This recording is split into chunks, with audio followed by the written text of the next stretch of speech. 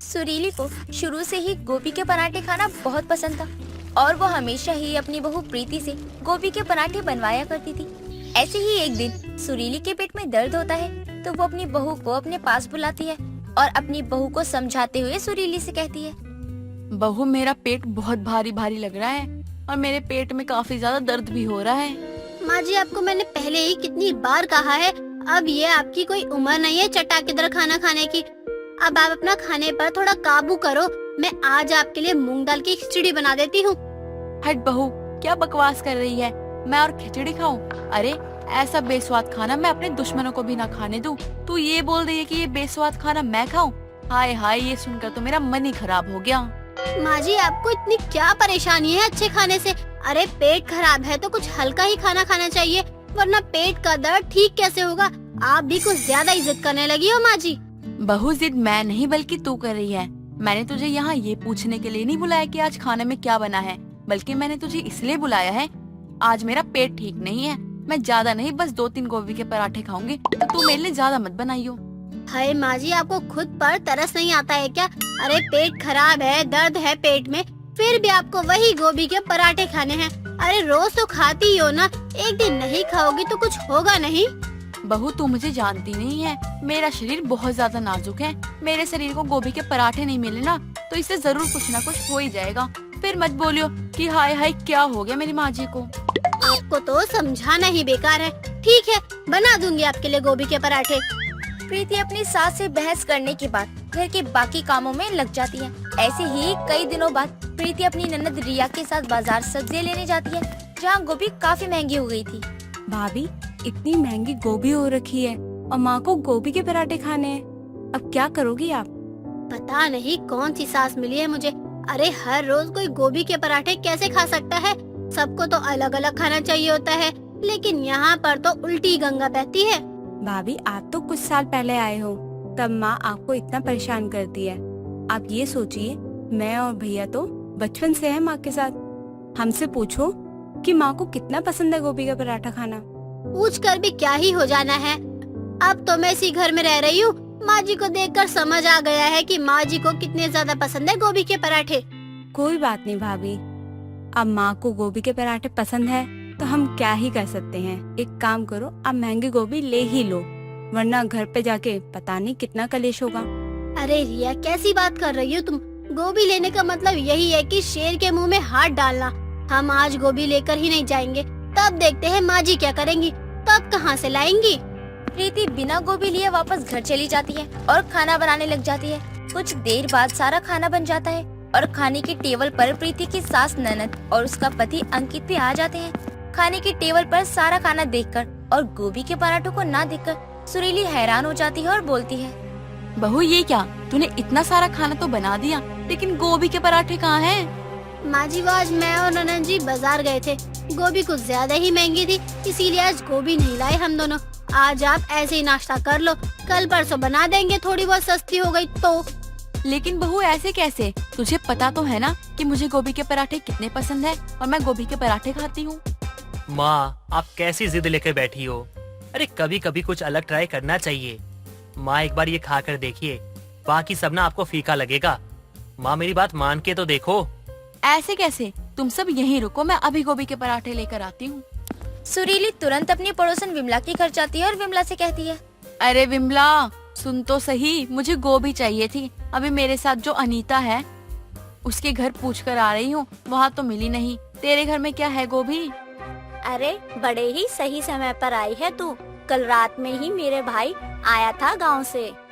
तेरे भाई के आने से मुझे क्या, वो आए या ना आए, मुझे तो तू बस ये बता गोभी मिल जाएगी या नहीं। इतनी भी क्या जल्दी है, मेरी पूरी बात तो सुन ले। मेरा भाई आया था, वो गांव में गोभी की ही खेती करता है, तो बहुत सारी गोभी दे गया। अच्छा हुआ तू आ गई, ले जा जितनी ले जानी है तुझे। विमला की बात सुनकर सुरीली काफी सारी गोभी उठाती है और अपने घर लेकर जाती है। कुछ दिनों तक आराम से अपनी बहू से गोभी के पराठे बनवाकर खाती रहती है।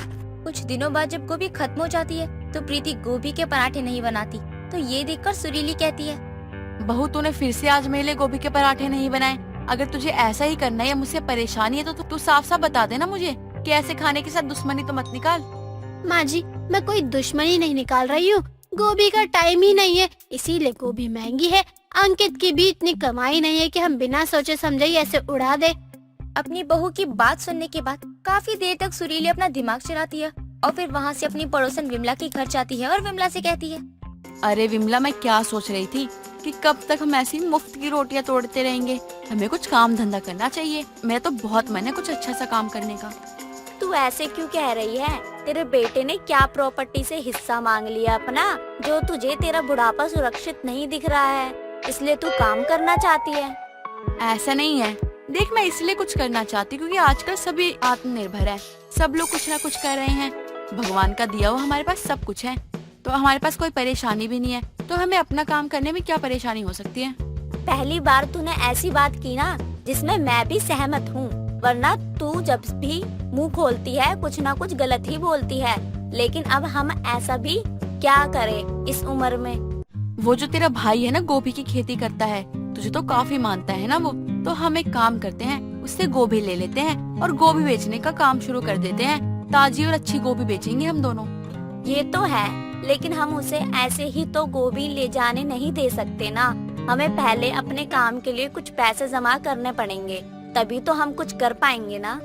हाँ तो ठीक है, हमने एक काम करते हैं, 1 महीने में जितने भी गोभी बेच के पैसे आएंगे उन्हें देकर तू अपने भाई से और गोभियाँ खरीद लियो, ताकि हम उसे भी बेच दें। विमला को सुरीली का आइडिया ठीक लगता है, इसलिए वो अपने भाई को सारी बात बताती है और अपना एक गोभी का ठेला लगा लेती है। अब सुरीली कई दिनों तक विमला से ही फ्री में गोभी ले जाया करती थी।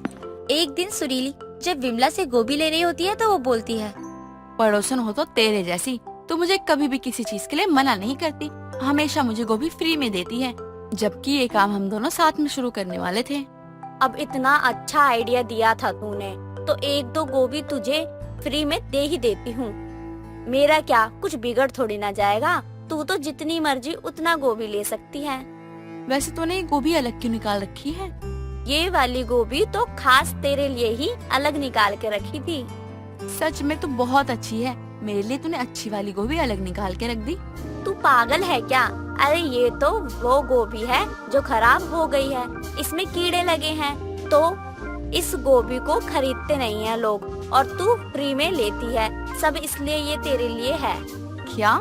सुरीली को ये सुनकर चक्कर आ जाते हैं और वो वहीं बेहोश हो जाती है। जब सुरीली को होश आता है तो वो गोभी के पराठे खाना ही छोड़ देती है। बदलापुर में मोतीराम अपनी पत्नी अनिका के साथ रहता था। मोतीराम मेहनत मजदूरी करके अपना घर चलाया करता था। डेली उसे जो काम करके पैसे मिलते, उसी से वो अपने घर में खाने पीने का सामान लाया करता। ऐसे ही 3-4 दिन बीत जाते हैं और मोतीराम को कहीं काम नहीं मिलता और जब शाम को वो खाली हाथ घर लौट कर आता है तो उसकी पत्नी अनिका कहती है, क्या हुआ जी, आज भी काम नहीं मिला? नहीं मिला अनिका, क्या करूं? कोई बात नहीं, आप सच्चे मन से गणपति महाराज का ध्यान करो, वो विघ्न हरता है, सबके विघ्न हर लेंगे। गणपति जी पर भरोसा है अनिका, पर घर का भी तो देखना है। तुम ऐसे कब तक कितने दिन बिना पेट भरे सोती रहोगी? आप चिंता मत करो, घर में सत्तू रखा है ना, आज रात हम वही घोल कर पी लेते हैं, पेट भी भर जाएगा, नींद भी आ जाएगी। ठीक है, मैं नहा धोकर गणेश भगवान की पूजा कर लूं, फिर तुम सत्तू घोल कर ले आना। इतना कहकर मोतीराम नहा धोकर गणेश भगवान की पूजा करने बैठ जाता है। पूजा करने के बाद मोतीराम और अनिका दोनों ही सत्तू घोलकर पीते हैं और जमीन पर बिछोना बिछाकर सो जाते हैं। ऐसे ही दिन बीतते हैं और कुछ दिन लगातार बरसात हो जाती है, जिस वजह से जो थोड़ा बहुत काम भी मोतीराम को मिलता था वो बिल्कुल ठप पड़ जाता है। घर के बिगड़ते हालात देखकर अनिका बोलती है, सुनिए जी, अब क्या करें? घर में जो सब्जी पड़ी थी उसे 2 दिन बनाकर खा लिया, अब कल के लिए क्या करें? तुम चिंता मत करो अनिका, मैं कुछ करता हूँ। जी जी ठीक है। दोनों पति पत्नी बातें कर ही रहे थे कि तभी उनके घर के दरवाजे पर एक फटे हाल बूढ़े बाबा दस्तक देते हैं। अरे बेटा, कुछ खाने को है क्या? बड़े दिन से कुछ नहीं खाया। बाबा, घर में अन्न तो नहीं है, बस थोड़ा सत्तू रखा है, अगर आप पियेंगे तो मैं बना कर ला दूं। हाँ बिटिया, ले आ। ठीक है बाबा, बैठिए, मैं लेकर आती हूँ। इतना कहकर अनिका घर के अंदर जाती है और सत्तू बना कर ले आती है और उस बूढ़े बाबा को देती है। सत्तू पीकर वो बूढ़े बाबा कहते हैं, बेटा, आज तूने ये ठंडा सत्तू पिलाकर मेरी भूख की तृप्ति की है। भगवान गणेश तेरी सब मनोकामना पूरी करें। बाबा, बड़े दिनों से मेरे पति को कहीं काम नहीं मिल पा रहा है, जिस वजह से हमारा गुजर बसर नहीं हो पा रहा है। बस इतना आशीर्वाद दीजिए कि हमारी रोजी रोटी अच्छे से चलती रहे। इससे ज्यादा हमें कुछ नहीं चाहिए। ले बेटा, गणेश भगवान की इस प्रतिमा को सुबह नहा धोकर विधि विधान से अपने घर के मंदिर में स्थापित कर देना और 10 दिन बाद उनका विसर्जन कर देना। सब मंगलमय हो जाएगा। जी बाबा, जैसा आप कहो। गणपति बाप्पा मोरिया, मंगल मूर्ति मोरिया। ऐसे ही गणपति का जयकारा लगाते हुए वो बूढ़े बाबा वहाँ से चले जाते हैं और तभी वहाँ मोतीराम आता है और अनिका उसे सारी बात बताती है। साथ ही कहती है, सुनिए जी, हम अपने घर के मंदिर में गणपति महाराज को तो रख लेंगे, उनकी पूजा भी कर लेंगे, लेकिन भोग उसका क्या, वो कैसे हो पाएगा? चिंता ना करो अनिका, जब भगवान खुद घर आए हैं तो सेवा का रास्ता भी खुद ही दिखा देंगे। हम दोनों मिलकर गणेश जी के लिए जितना अच्छा हो सकेगा सब उतना अच्छा करने की कोशिश करेंगे। ऐसे ही अगली सुबह नहा धोकर अनिका और मोतीराम अपने घर के मंदिर में गणपति जी की स्थापना करते हैं और अनिका आरती गाती है। सौंदर लाल चढ़ायो अच्छा गजमुख को, 2 दिल लाल बिराजे सतगौरी हर को, हाथ लिए गुड़ लड्डू साही सुरवर को, महिमा करे न जाए लातक पद को, जय देव जय देव जय देव जय देव। आरती खत्म करने के बाद अनिका मोतीराम से कहती है, सुनिए जी, हम गरीब के घर भगवान आ गए और उनको भोग लगाना है। अब उनके भोग के प्रिय मोदक कैसे बनाऊं समझ नहीं आ रहा। अन्न तो है ही नहीं घर में। अनिका इतना बोल ही रही थी कि तभी हाथ में सामान से भरा थैला लिए उनकी पड़ोसन कांता वहाँ आकर कहती है, सुनो अनिका बहन, मैं और मेरे परिवार कुछ दिनों के लिए शहर जा रहे हैं, तो ये राशन घर पर पड़े पड़े खराब ना हो जाए, कहीं कीड़े वीड़े लग जाए, इसलिए इसे तुम रख लो। अच्छा, मैं चलती हूँ, अभी निकलना है घर से। अनिका को राशन देकर कांता वहाँ से चली जाती है। अनिका जल्दी से भोग के मोदक बनाकर गणेश भगवान को भोग लगाती है, तो वहीं मोतीराम भी काम की तलाश में घर से निकल जाता है और उसे भी काम मिल जाता है। शाम को उसके पास कुछ पैसे आ जाते हैं, जिससे वो गणेश पूजा के लिए सामान और खाने पीने का सामान ले आता है। 5 दिन गुजर जाते हैं और अनिका मोतीराम से कहती है, सुनिए जी, जब से गणपति महाराज घर पर आए हैं ना, घर में एक सुकून आ गया है। घर में खाने के लिए अन्न के दाने हैं, भोग बनाने का सामान है, कैसे न कैसे हमारी जिंदगी की गाड़ी चलती ही जा रही है। सही कह रही हो तुम। जब से बाप्पा घर आए हैं हमारे सारे विघ्न हर रहे हैं। भला हो उन बाबा का, जिनके कदमों से चलकर गणपति जी हमारे घर आए। काश वो मुझे दोबारा मिल पाते, तो मैं दिल से उनका शुक्रिया करके उन्हें अच्छा भोजन खिलाती। क्या पता अनिका कि वो फिर से मिल जाए। तुम बस सेवा और भक्ति में ध्यान लगाओ, बाकी सब गणपति महाराज पर छोड़ दो। जी जी, सही कहा आप। ऐसे ही एक दिन मोतीराम को एक बहुत बड़े मिठाई वाले सेठ की दुकान की मरम्मत का काम मिलता है। मोतीराम घर से गणपति का प्रसाद मोदक लिए सेठ की दुकान पर जाता है और वहाँ सभी को प्रसाद देता है, साथ ही अपने सेठ को भी खिलाता है। मिठाई खाने के बाद सेठ कहता है, अरे भाई मोतीराम, ये मोदक तो अत्यंत स्वादिष्ट है। इसका स्वाद तो इतना अच्छा है कि मैं क्या कहूँ। आज तक मैंने इतना अच्छा स्वाद नहीं चखा।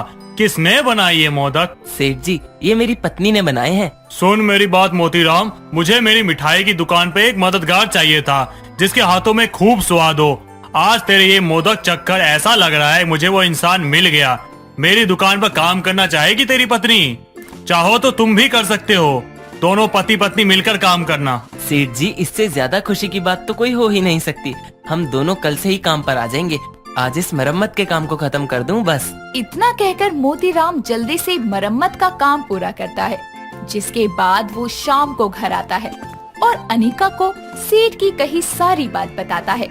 जिसके बाद दोनों शाम की आरती के लिए नहा धोकर तैयार होते हैं और गणपति जी की आरती करते हैं, साथ ही हाथ जोड़कर बोलते हैं, हे लंबोदर, हे गजानन, तेरी कृपा से आज हम पति पत्नी का जीवन सुधर गया। हमारे घर की हालत ठीक हो गई, हमारे भंडार भर गए। गणपति बाप्पा, तुम इन 11 दिन के मेहमान बनकर घर आए और अपनी कृपा से हमारा घर भर के जा रहे हो। 2 दिन बाद आपका विसर्जन है महाराज। अगले साल फिर आना मेरे बप्पा और खुशियाँ संग लाना। ऐसे ही दोनों पति पत्नी गणपति महाराज का धन्यवाद करते हैं। साथ ही अगले दिन से काम पर जाना शुरू कर देते हैं। अब सेठ की दुकान पर अनिका और मोतीराम दोनों ही मिलकर मोदक और अन्य मिठाइयाँ बनाने का काम शुरू करते हैं, जिसके 2 दिन बाद मोतीराम और अनिका मिलकर खुशी खुशी गणपति का विसर्जन करते हैं। मिठाई की दुकान पर काम करने से दोनों पति पत्नी पैसे कमाने लगे थे, साथ ही उनकी आर्थिक हालत भी सुधर जाती है। इस तरह गरीब के घर भगवान गणपति के आने से उनके जीवन में खुशियाँ ही खुशियाँ भर जाती है। मधु और रमेश एक छोटे से गांव में रहते थे। रमेश गांव में घूम घूम कर लोगों के घर काम कर कर अपना घर चलाता, लेकिन इतने से पैसों में भला किसका घर चल सकता था, इसलिए दिक्कतें तो बहुत होती थी। लेकिन रमेश की पत्नी बिना कोई शिकायत करे उतने ही पैसों में घर चला लिया करती। लेकिन कई दिनों से रमेश को पूरे दिन में बस एक ही काम मिलने की वजह से वो ना बराबर के पैसे ला रहा था और ना ही घर में कुछ खाने पीने को था। तभी मधु रमेश को कहती है, सुनिए जी, घर में अन्न का एक दाना भी नहीं है और मेरे बचाए हुए सारे पैसे खत्म हो गए हैं। आप कहीं से कुछ पैसे ले आइए। यहाँ काम ही नहीं मिल रहा है कोई, मुझे कोई स्थिर काम मिलता ही नहीं है। आप परेशान क्यों होते हो? भगवान परीक्षा ले रहे हैं, बस आप हिम्मत से काम लो, सब ठीक हो जाएगा। तुम नहीं होती तो मेरा क्या होता? तुम हमेशा मुझे समझती हो। आज जब घर में 1 रुपया भी नहीं है, खाने को अन्न का दाना नहीं है, फिर भी तुम शिकायत ना करके मेरे हालत को समझ रही हो। अब हम गरीब हैं तो हम इसका रोना थोड़ी रोते रहेंगे, बल्कि हमें तो अपने हालातों को सुधारने के लिए कोशिश करनी चाहिए। हाँ, मैं भी देखता हूँ कहीं कोई काम मिल जाए। रमेश काम की तलाश में बाहर जा ही रहा था कि तभी उसके दरवाजे पर दस्तक होती है और मधु की बड़ी बहन स्नेहा अपने पति विनय और गोद में लिए बच्चे के साथ शहर से गांव आती है। और स्नेहा को देखकर मधु कहती है, अरे दीदी, आप यहाँ, सब ठीक तो है ना? हाँ, वैसे तो सब ठीक है, लेकिन मुन्नी की तबीयत थोड़ी खराब रहती है। डॉक्टर को दिखाया था तो डॉक्टर ने यही बोला कि खुली और ताज़ा हवा मुन्नी के लिए अच्छी होगी। हाँ, और यही सोचकर मैंने भी कुछ दिनों के लिए काम से छुट्टी ले ली है कि गांव में आपके यहाँ आ जाते हैं, मिलना भी हो जाएगा और मुन्ना की तबीयत भी ठीक हो जाएगी। हमारे यहाँ आने से कोई परेशानी तो नहीं है ना आप दोनों को? अगर है तो बता सकते हो, हम पास में ही होटल में रह लेंगे। अरे ये आप कैसी बात कर रहे हैं? ये आपका ही तो घर है, आप यहाँ जब मन करे आ सकते हो। इसमें भी कोई पूछने वाली बात है क्या भला? और नहीं तो क्या, ये आपकी छोटी बहन का घर है। आपको जब तक यहाँ रहना है रह सकती हैं। और मैं भी तो अपने मुन्ना से मिलूं। देखा, मैं बोलती थी ना, मधु और रमेश जी को कोई परेशानी नहीं होगी, लेकिन आप हो कि समझते ही नहीं हो बिल्कुल। अरे मैंने तो इसलिए बोला था कि कहीं हमारे आने से कोई परेशानी ना हो। हाँ, तो अब तो पता चल गया ना कि हमें कोई परेशानी नहीं है। आप आराम से बैठो, मैं अभी आता हूँ। रमेश बाहर जा रहा था कि तभी मधु भी वहाँ आती है और रमेश को एक तरफ साइड ले जाकर उससे कहती है, घर में कुछ खाने को नहीं है, अब हम इन्हें क्या खिलाएंगे? और मेहमान तो भगवान का रूप होते हैं, हम भगवान को ऐसे निराश भी नहीं कर सकते। तुम यहीं रुको, मैं बाहर से देखता हूँ, कुछ तो इंतजाम होगा ही। कहीं कोई काम नहीं मिलेगा तो कुछ पैसे ही उधार ले लूंगा, जिससे कुछ दिनों के लिए तो खर्चा चल ही जाएगा। ठीक है, मैं उन्हें गुड़ और पानी दे देती हूँ, क्योंकि घर में तो अभी यही है। ठीक है, मैं थोड़ी देर में आता हूँ। इतना बोलकर रमेश बाहर कोई काम देखने चला जाता है कि पैसों का इंतजाम कर सके।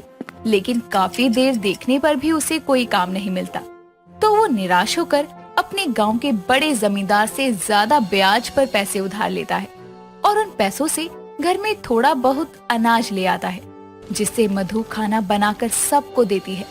लेकिन वो अनाज बचाने के लिए खुद बिना कुछ खाए पिए सो जाती है।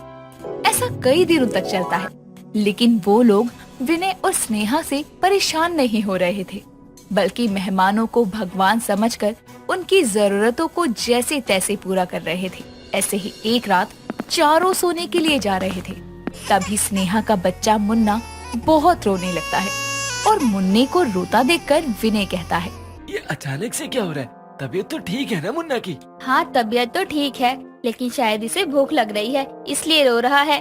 हाँ, तो बच्चों को तो भूखा वैसे भी नहीं सुलाना चाहिए। मधु, तुम थोड़ा तो ध्यान रखा करो ना। अरे इसमें मधु की कोई गलती नहीं है। मधु, जरा दूध ले आना, अभी पिला देती हूँ। पेट भर जाएगा तो आराम से भी सो जाएगा। दूध तो है ही नहीं घर में, शाम को चाय बनाई थी तभी खत्म हो गया था। कोई बात नहीं, रहने दो, मैं ऐसे ही सुला देती हूँ, सो जाएगा थोड़ी देर में। ऐसे कैसे सो जाएगा? अभी तो बताया था बच्चों को भूखे पेट नहीं रखना चाहिए। आप लोग यहीं रुको, मैं अभी बाहर से दूध लेकर आता हूँ। रमेश बाहर से जल्दी से दूध लेकर आता है और स्नेहा को दूध देता है। ऐसे ही रमेश और मधु अपने मेहमानों की खातिरदारी में कोई कमी नहीं रखते और कुछ दिन निकल जाते हैं। एक दिन मधु और रमेश दोनों पैसों को लेकर बहुत परेशान थे और दोनों बातें कर रहे थे कि तभी वहाँ बाहर खड़ा विनय दोनों की बातें सुन लेता है और जल्दी से स्नेहा के पास जाकर कहता है, इन लोगों को इतनी परेशानी थी, लेकिन इन लोगों ने हमें अपनी परेशानी की भनक तक नहीं पड़ने दी। कैसी परेशानी? क्या बात कर रहे हो आप? मुझे तो कुछ समझ नहीं आ रहा। इन लोगों के पास पैसे नहीं है, बल्कि रमेश के पास तो कोई ठीक ठाक काम तक नहीं है, लेकिन ये इतने दिनों से हमारी सारी जरूरतें पूरी कर रहे हैं। ऐसा था तो मधु ने कुछ बताया क्यों नहीं? कम से कम मुझे तो बताना चाहिए था ना, आखिरकार बहन हो उसकी। ये लोग अब तक हमसे अपनी परेशानी छुपाते आ रहे हैं, लेकिन अब तो हमारा फर्ज बनता है ना कि हम भी इनकी मदद करें। लेकिन मदद कैसे करेंगे जब ये दोनों हमें अपनी परेशानी बताने से ही इतना कतराते हैं, तो हमारी मदद कैसे लेंगे? मुझे तो खुद में ही इतना बुरा लग रहा है। ऐसा लग रहा है गरीब के घर मेहमान नहीं बल्कि खर्चा बनकर आए हैं हम दोनों। कोई बात नहीं, अब तो हमें सब पता ही है ना, हम सब ठीक कर देंगे। इन दोनों ने अपना बिना कुछ सोचे समझे हमारी मदद की, अपनी गरीबी को एक तरफा रखा, लेकिन अब हमें आगे जाकर इनकी मदद करनी चाहिए। दोनों साथ में मधु और रमेश के पास जा रहे थे कि इतने में वो जमींदार वहाँ आता है, जिससे रमेश ने ज्यादा ब्याज पर पैसे लिए थे। वो अपने साथ कुछ पहलवानों को भी लेकर आया था और आते ही बोलता है, अरे पैसे लेते समय तो घर तक आया था, लेकिन ईब के पैसे देने के समय तो तारी शक्ल नहीं दिखती। हमारे पैसे कितने हैं? अरे मालिक, मैंने आपको बोला तो था मैं कुछ समय बाद आपको आपके सारे पैसे वापस कर दूंगा। आपको घर आने की क्या जरूरत थी? थारे नियत को नहीं मारे पैसे देने की, क्योंकि समय तो थारा हो गया है वापस पैसे करने का। इब मारे को मारे पैसे चाहिए, वो भी इब्बे। अरे भाई साहब, हमारी बात तो सुनो। आप घर आकर ऐसे करोगे, अच्छा थोड़ी लगता है? मेहमान भी हैं घर पर। मारे को कुछ ना सुनना रह, तुम सबके देख रहे हो। अंदर जाओ, जाकर सामान बाहर करो। वो जैसे ही अंदर आकर सामान बाहर फेंकने लगते हैं, तभी वहाँ विनय आकर कहता है, बताओ कितने पैसे हैं तुम्हारे, मैं देता हूँ तुम्हारे पैसे। अरे भाई साहब, आप क्यों देंगे पैसे? मैं दूंगा ना। आप बस शांत रहो और तुम बताओ कितने पैसे हैं तुम्हारे। जमींदार विनय को पैसे बताता है और विनय जमींदार को सारे पैसे देकर वहाँ से भगाता है और विनय स्नेहा, मधु और रमेश को कहता है, ये क्या है, आपने हमें कुछ बताया क्यों नहीं? हम क्या आपके अपने नहीं थे? मैं तो तेरी बड़ी बहन हूँ, तूने मुझे भी कुछ नहीं बताया और सारी परेशानी अकेली ही झेलती रही। आप दोनों को क्या बताते? आप 4 दिन के मेहमान हो, आपको परेशान करना गलत होता। तो क्या हुआ, आप यहाँ परेशान थे तो क्या हमें अच्छा लग रहा था? इनकी कोई पक्की नौकरी नहीं है, कभी काम मिलता है तो कभी नहीं। हम ऐसे में करते क्या? हाँ तो मुझे बताना तो चाहिए था ना। वैसे भी मुझे अपने कामों में एक हेल्पर की जरूरत थी और आप हेल्पर का काम तो अच्छे से ही करोगे, मुझे यकीन है आप पर। लेकिन हम ऐसे कैसे कर सकते हैं? बिल्कुल वैसा ही कर सकते हो जैसे अब तक हमारी खातिरदारी कर रहे थे, और अब हमें कुछ नहीं सुनना। मधु, तू तो समझाना, अपने ही तो अपनों के काम आते हैं। हाँ बोल दीजिए, शायद दीदी हमारे घर में मेहमान के रूप में भगवान बनकर आई हैं। ठीक है, जब आप सबको यही ठीक लगता है तो यही सही है। रमेश मधु की बात को मान लेता है और अब विनय के साथ हेल्पर का काम करने लगता है। और जिस तरह गरीब होते हुए भी उसने अपनी मेहमानों की इतने अच्छे से खातिरदारी करी, उसी तरह अब वो उनके साथ खुशी खुशी रह रहे थे।